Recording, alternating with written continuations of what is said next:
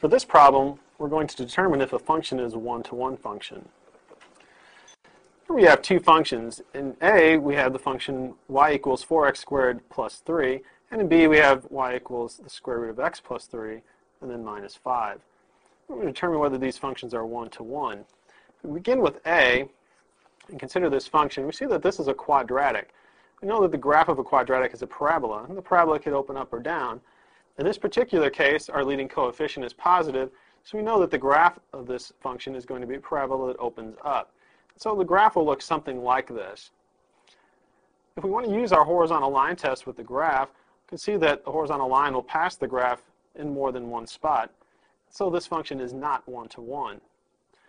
We could also see by using some values, we might try x is equal to -1 and evaluate the function and see what we get. If we put in -1, we get 4 times -1 squared plus 3. -1 squared is 1 times 4, so we get 4 plus 3, which is 7.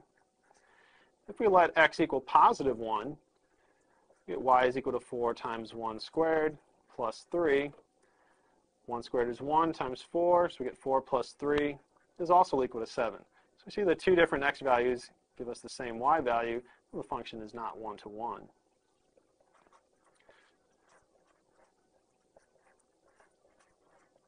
For our second function, we've got a square root function.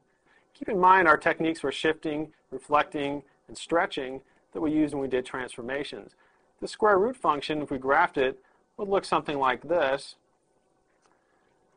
If we were using the horizontal line test, we could see that there's no place along this graph where we could put a horizontal line that would hit the graph in more than one spot.